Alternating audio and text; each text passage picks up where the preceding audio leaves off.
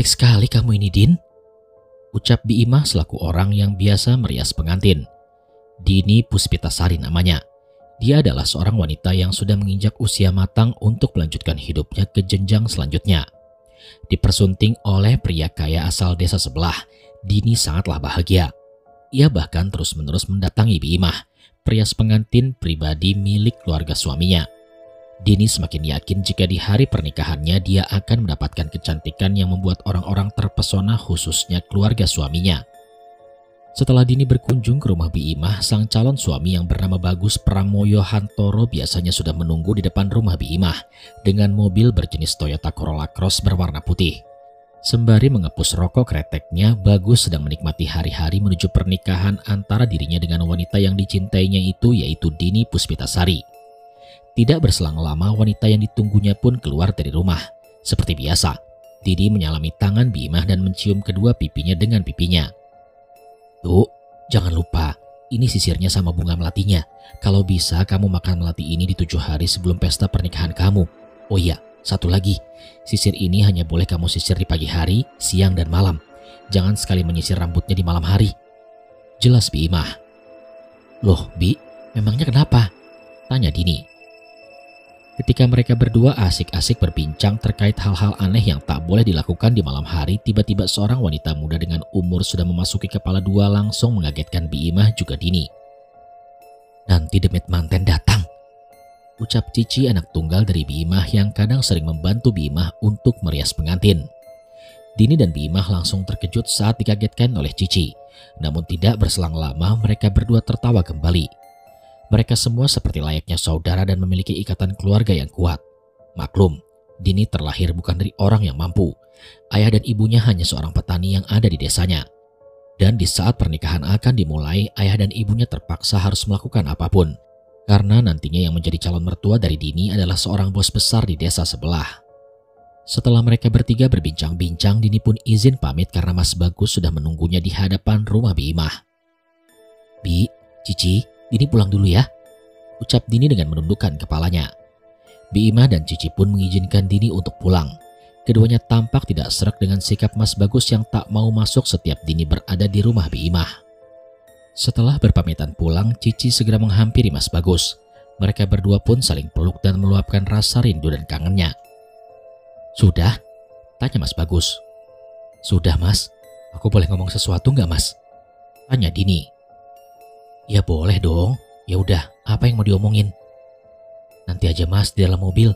Nanti takut ketahuan Bi Imah sama Cici kalau ngomongnya di sini. Senyum Dini sembari mengarahkan pandangannya ke arah Bi Imah dan Cici. Bi Imah dan Cici yang tahu saat keduanya sedang menjadi topik pembahasan hanya bisa tersenyum sambil tertawa ringan. Dini pun melambaikan kedua tangannya sebelum dirinya masuk mobil Toyota Corolla Cross milik suaminya. Mesin mobil pun dinyalakan. Bunyi suara yang menggelegar ditambah dengan elegannya mobil tersebut membuat Bi Imah dan juga Cici sangat terpesona dengan anak tunggal dari bosnya tersebut.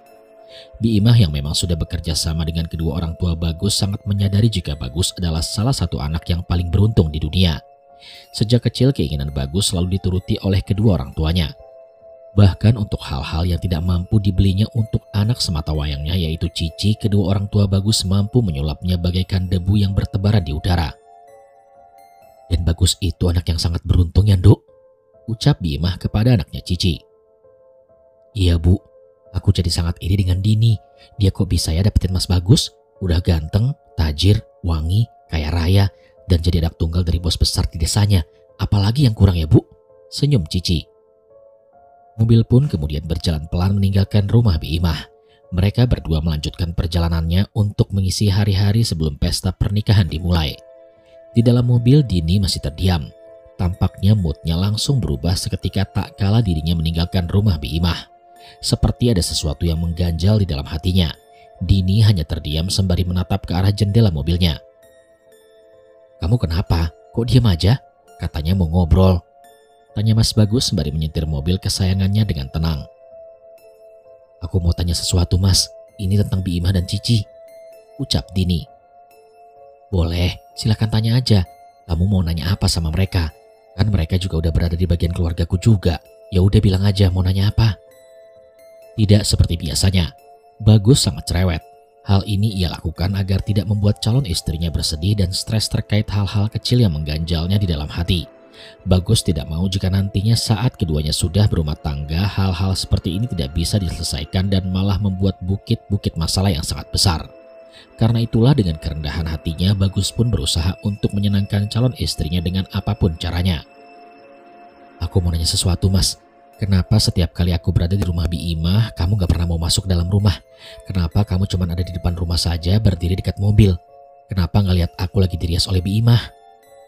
Bagus hanya terdiam. Dia tidak langsung menjawab pertanyaan yang baru saja dilontarkan oleh Dini saat itu juga. Kini ia hanya fokus ke depan untuk melihat jalanan yang semakin ramai saat memasuki jalan raya. Mas, kok diam? Oh, nggak apa-apa.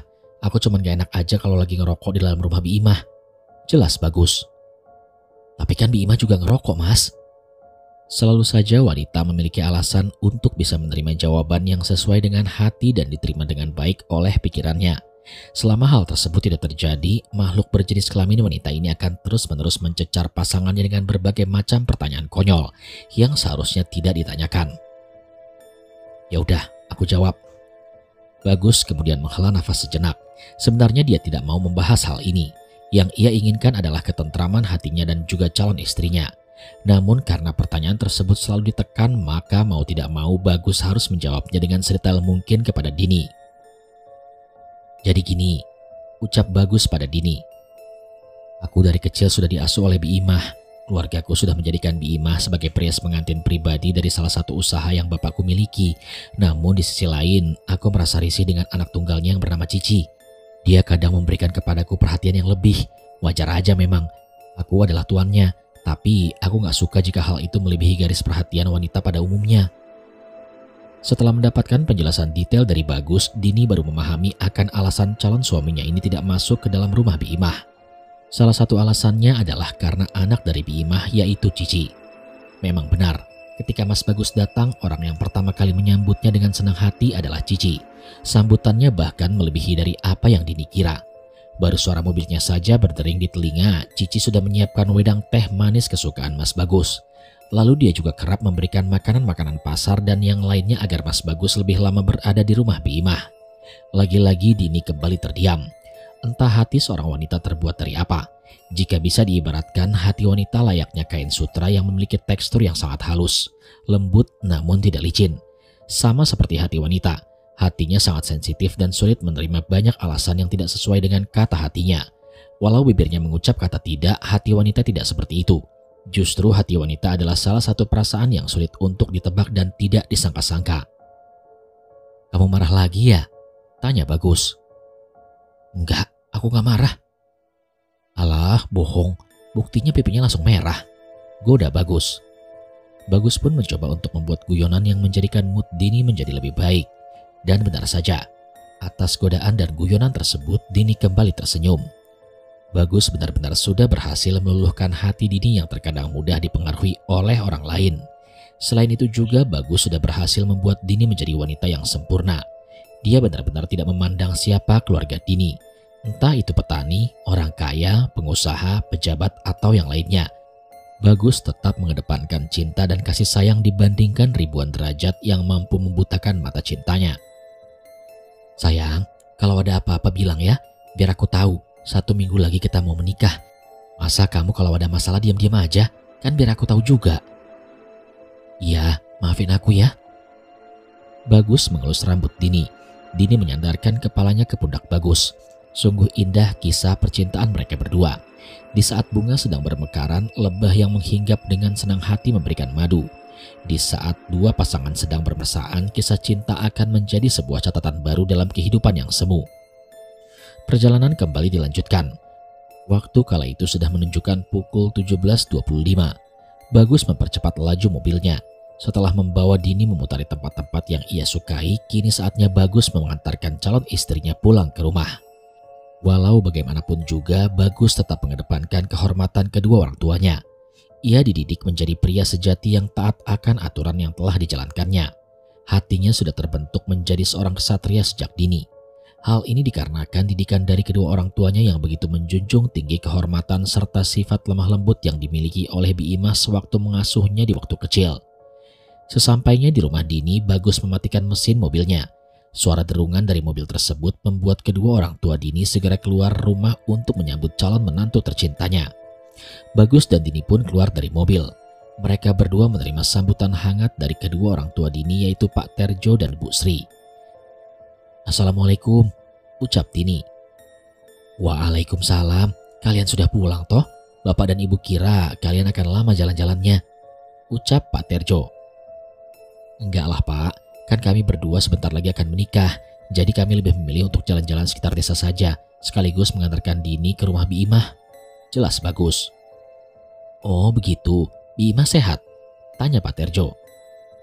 "Alhamdulillah beliau sehat sih Pak. Oh iya, karena sudah sore, Bagus mau pulang ya Pak, Bu," ucap Bagus. "Loh, dan Bagus gak mau mampir dan makan kolak singkong dulu buatan ibu mertuamu?" ucap Pak Terjo dengan candaan khasnya. "Aduh Bapak, bisa aja. Kebetulan ibu sama bapak di rumah udah nunggu. Malam ini kami mau membahas terkait dengan pernikahan. Jadi aku mau cepat-cepat semuanya dibereskan," jelas Bagus. Mendengar kalimat tersebut, hati Pak Terjo dan Bu Sri menjadi terenyuh. Keduanya benar-benar tidak menyangka jika calon mantunya benar-benar mempersiapkan semuanya seorang diri. Sedangkan Pak Terjo dan Bu Sri, mereka berdua hanya bisa memberikan doa dan bantuan yang lainnya yang mungkin tak seperti layaknya keluarga Bagus yang memiliki segalanya untuk dipersiapkan. "Nak, sebelumnya kami sekeluarga mengucapkan rasa syukur dan terima kasih yang banyak ya Nak. Kami tidak menyangka sebentar lagi derajat kami akan diangkat oleh Tuhan melalui pernikahan kalian berdua. Semoga selama pernikahan berlangsung tidak ada kendala dan gangguan yang aneh-aneh." "Amin Pak, Bu. Bagus minta doanya ya. Semoga putri bapak dan ibu gak ngambekan terus," canda Bagus. Dini pun langsung mencubit perut Bagus dan sontak saja Bagus langsung berteriak sembari tertawa kegirangan. Mereka semua pun tertawa dengan hal kecil seperti ini. Benar-benar kebahagiaan yang diciptakan oleh diri sendiri. Mereka semua berhasil memberikan kebahagiaan yang layak untuk bisa melanjutkan kehidupan selanjutnya.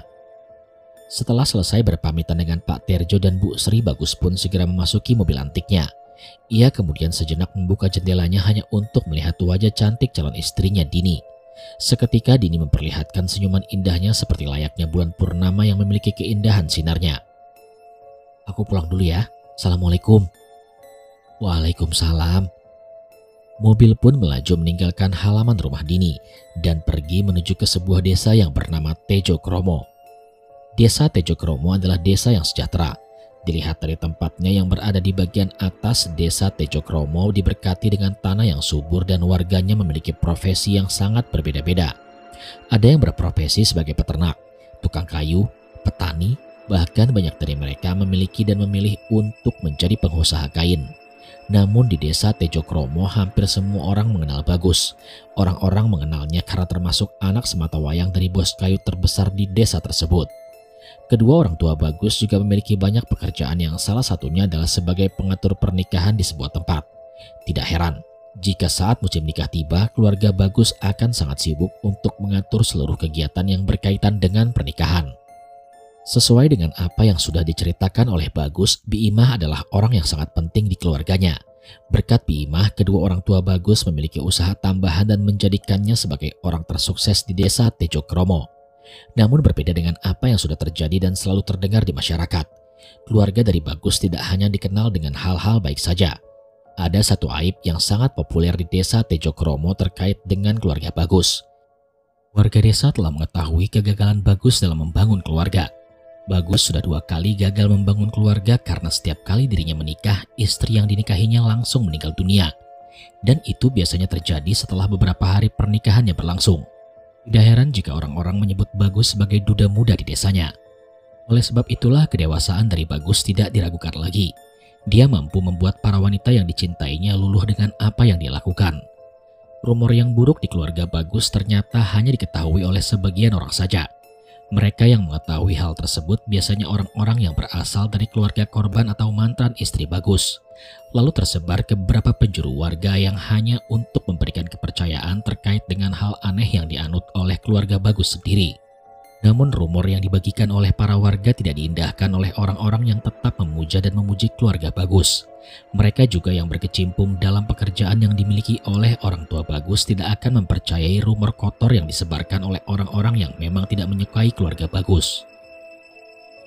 Mobil pun terhenti di sebuah rumah mewah yang berada di tengah-tengah desa. Rumah yang dibangun di atas tanah yang subur itu memiliki banyak sekali tanaman di depannya. Gerbang rumah yang menjulang tinggi hingga terdapat beberapa orang yang sering berlalu lalang karena memiliki urusan dengan kedua orang tuanya, tampak menundukkan kepalanya ketika Bagus mendatangi rumah. Dan Bagus datang, ucap salah seorang menundukkan kepalanya di saat mobil Bagus mulai memasuki gerbang rumah. Dari dalam rumah keluarlah seorang wanita dengan rambut yang disanggul dan berjalan layaknya seorang putri. Dia adalah ibu dari Bagus yang bernama Ning Putri Melati. Orang-orang memanggilnya sebagai Bunda Melati. Hal ini dikarenakan Bunda Melati layaknya seorang ibu dari orang-orang warga desa Tejokromo. Dia sangat peduli dengan keluhan yang disampaikan oleh banyak warga. Dia juga tidak segan untuk membantu para warga segera menikah dengan membiayai merias pengantin yang sangat murah meriah. Akan tetapi kejadian-kejadian aneh biasanya terjadi saat para warga yang menikah dengan tawaran yang sangat menarik dari Bunda Melati. Biasanya para pengantin yang mendapatkan tawaran tersebut beberapa hari setelahnya akan jatuh sakit. Bunda Melati berjalan menuju Bagus yang baru saja turun dari mobilnya. Bagus yang mengetahui kedatangan bundanya pun menundukkan pandangannya sebagai tanda hormat kepada orang tuanya. "Bunda, kamu yakin akan menikah dengan putri petani itu?" tanya Bunda Melati. Bagus hanya terdiam. Di hadapan ibunya nyalinya menjadi ciut. Ia seakan tidak berani mengatakan apapun tak kala sudah berhadapan dengan ibunya sendiri. Yang Bagus rasakan ibunya seperti memiliki aura khusus yang membuat orang-orang menunduk tanpa diminta. Karena itulah pantas para warga yang ada di desa Tejokromo sangat menghormati Bunda Melati. Wibawa yang dimilikinya membuat para warga sangat ketakutan saat dirinya sudah berada di dekat dengan Bunda Melati. "Sebentar lagi bunga melati bermekaran, musim nikah akan tiba, dan kamu berada di musim nikah. Semoga sisir yang nantinya diberikan oleh Bi Imah kepada calon istrimu bukanlah sisir yang nantinya menjadi perhitungan selanjutnya," jelas Bunda Melati. Bagus pun langsung merendahkan tubuhnya hingga tubuhnya hampir bersujud dan mencium kedua kaki ibunya tersebut. Bagus seperti menolak dengan apa yang menjadi tawaran ibunya terhadap calon istrinya. "Bagus mohon Bunda, tolong jangan berikan sisir yang bercampur serbuk bunga melati. Sudah 2 kali aku gagal membangun keluarga. Apa Bunda tega dengan Bagus?" Bagus memohon-mohon kepada ibunya untuk tidak memberikan sisir bercampur serbuk melati kepada calon istrinya. Dia sangat tahu sisir yang dimaksud bukanlah sisir biasa, dan bunga melati yang diberikan oleh Bi Imah juga bukanlah sembarang bunga melati pada umumnya. Bunda Melati pun merendahkan tubuhnya sembari mengelus rambut anak tunggalnya itu. "Aku tidak yakin kamu akan membangun keluarga, anakku. Jangan lupakan janji yang sudah dibuat oleh keluarga kita." Bunda Melati pun pergi meninggalkan Bagus yang masih menundukkan kepalanya hingga menyentuh tanah itu. Tidak berselang lama kedua mata Bagus meneteskan air mata. Ia begitu merasakan kesedihan yang tiada tara tak kala ibunya mengatakan hal tersebut kepadanya. Seperti ada luka lama yang dirasakan oleh Bagus, sisir dan bunga melati adalah sebuah musuh utama yang tidak diinginkan ia temui lagi dalam hidupnya. Karena kedua istrinya juga meninggal karena hal tersebut. Oleh sebab itu, Bagus tidak ingin semuanya terjadi lagi. Ia ingin melepaskan semuanya dan tidak lagi terikat dengan ajaran sesat yang diajarkan pendahulunya, yang kini menjatuhkan ketakutan dan kutukan itu kepada dirinya. 6 hari sebelum pesta pernikahan, pagi hari yang indah, Dini sudah membantu kedua orang tuanya untuk pergi ke sawah. Seperti biasa sebelum dirinya pergi ke sawah, Dini selalu melakukan apa yang diperintahkan oleh Bi Imah, yaitu memakan 1 bunga melati dan menyisir rambutnya di kala pagi, siang, dan sore hari. Bi Imah melarang kepada Dini untuk memakan bunga dan menyisir rambutnya di malam hari. Entah karena ada pantangan khusus atau yang lainnya, menurut Bi Imah hal yang nantinya akan terjadi adalah sebuah kekacauan di dalam hidupnya. Namun kalimat yang membuat Dini terngiang-ngiang hingga saat itu adalah perkataan dari Cici yang memberikan alasan tidak masuk akal terkait dengan larangan tersebut. Cici mengatakan jika nantinya Dini melanggar pantangan tersebut, Dini akan dihadiri oleh demit pengantin yang akan menerornya setiap hari. Sembari bercermin, Dini kemudian memakan 1 kembang melati sembari menyisir rambutnya dengan halus. Perpaduan rasa sepat dan sedikit manis dengan aroma harum dan khusus dari bunga melati tersebut membuat Dini merasa melayang olehnya. Setelah memakan kembang melati dan menyisir rambutnya, Dini kemudian keluar dari kamarnya. dan membantu kedua orang tuanya yang sudah berada di sawah. Kehidupannya yang sederhana membuat Dini tidak melupakan dasar-dasar yang telah ditetapkan oleh keluarganya, teruntuk di mana dirinya akan menikah nanti. Dini diharapkan dapat memegang semua amanah yang telah diberikan oleh keluarganya. Sementara itu Pak Sumardi dan Bu Sumi menyadari bahwa bulan pernikahan akan jatuh sebentar lagi. Mereka berdua sepertinya sudah siap untuk menghadapi hal-hal yang sudah biasa dihadapi seperti melakukan pemandian terhadap para mayit yang nantinya berguguran tepat di bulan pernikahan.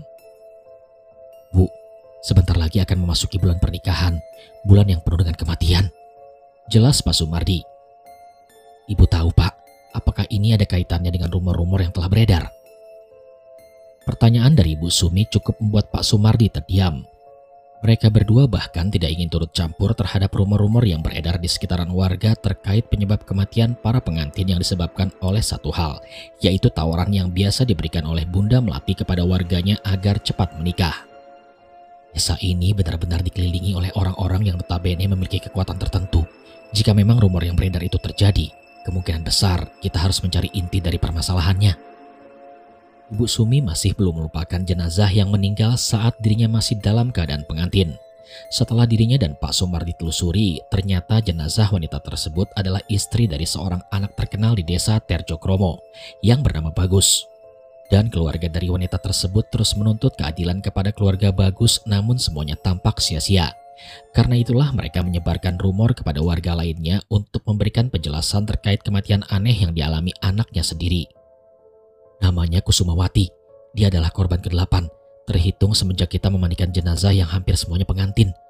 8 jenazah tersebut benar-benar dirias oleh satu orang yang sama, yaitu pria pengantin pribadi dari keluarga orang terkenal di desa ini karena kekayaannya. Jelas Ibu Sumi. Ketika Ibu Sumi menyebutkan nama Bi Imah, dadanya begitu sesak dan jantungnya berdegup dengan kencang.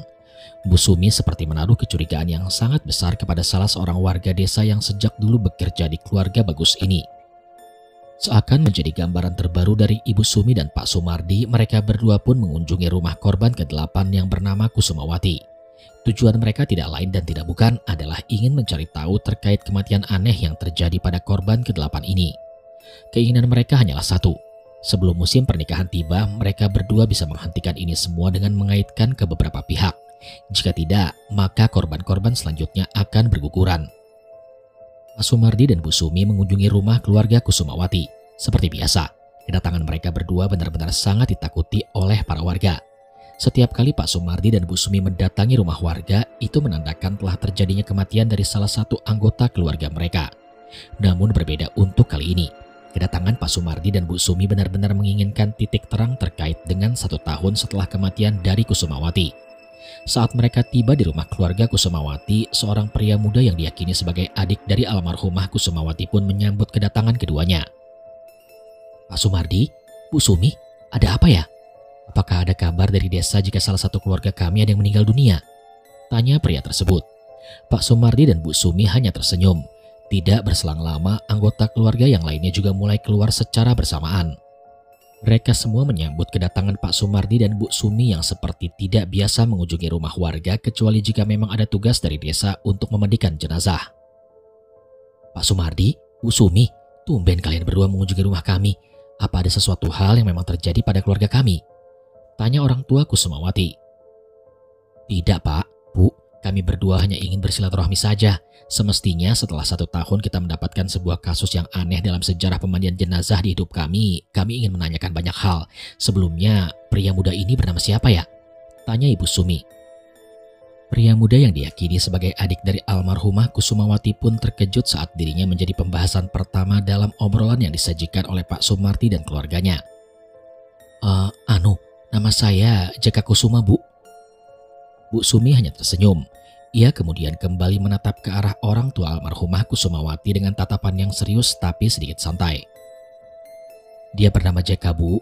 Dia anak paling bungsu dari keluarga kami. Semenjak kematian Kusumawati, kami berdua benar-benar dalam keadaan yang menderita. Jelas orang tua Kusumawati. Kalau boleh tahu, apakah benar Kusumawati dulunya dipersunting oleh anak dari bos kayu yang ada di desa ini? Namanya kalau tidak salah... benar. Dia adalah anak iblis. Dia keparat dan bajingan di desa ini. Bagus Pramulyo Hantoro. Dia sengaja menyunting putri kami hanya untuk ambisi orang tuanya. Pak Sumardi dan Bu Sumi yang mendengar hal tersebut langsung terkejut dengan sumpah serapah yang keluar dari mulut bapak dari Kusumawati. Bahkan dia juga telah menyimpulkan bahwa kematian anaknya hanya dipergunakan untuk keperluan pribadi keluarga Bagus.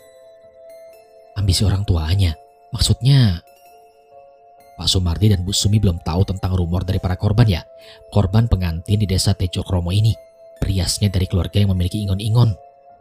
Yang dimaksud oleh bapaknya Kusumawati itu adalah peliharaan yang tidak tampak. Biasanya orang yang memiliki peliharaan harus siap juga untuk memberikan makanan yang bertujuan sebagai salah satu syarat agar peliharaan tersebut tetap terikat dan terkekang dengan kehendak yang diinginkan oleh tuannya. Sebelum Kusumawati dipersunting, 7 hari sebelumnya dia selalu disuruh oleh orang tuanya Bagus ini untuk mengunjungi rumah salah satu perias pengantin pribadinya. Lalu Wati diberikan satu kresek hitam berisikan kembang melati dan sisir khusus yang hanya boleh digunakan olehnya. Kembang melati dan sisir? Benar, ada yang aneh saat itu. Wati hanya boleh memakannya di kala waktu pagi, siang, dan sore. Dia tidak boleh memakannya atau menyisir rambutnya di malam hari. Katanya jika nanti melanggar pantang tersebut, maka demit manten akan mendatanginya. Sontak Bu Sumi mengingat sesuatu. Dirinya dan Pak Sumardi saling menatap satu sama lain.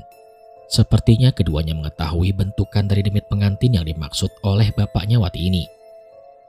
Di hari ke-6 saat dimana Wati ingin sholat, dirinya mengaku melihat kejadian aneh di kamar mandi tak kala ingin mengambil air wudhu. Wati mendapati banyak kembang melati juga berjatuhan di lantai. Lalu dia juga menemukan sisir yang sama di kamar mandi. Akan tetapi tiba saat dimana dirinya mengambil satu persatu kembang melati yang berada di lantai, tiba-tiba Pak Sumardi dan Bu Sumi sangat serius mendengarkan cerita sebelum kematian Kusumawati dan penyebab tubuhnya menjadi menekuk seperti orang yang sedang kedinginan. Demit manten itu menghampiri Wati hingga merasuki dan bersemayam di tubuhnya selama pernikahan tiba. Jadi saat pernikahan tiba yang dinikahinya bukanlah si Wati, melainkan, tanya Bu Sumi penuh dengan penasaran. Ingon-ingon yang dimiliki perias pengantin tersebut, dan ternyata semuanya atas suruhan dari keluarganya Bagus.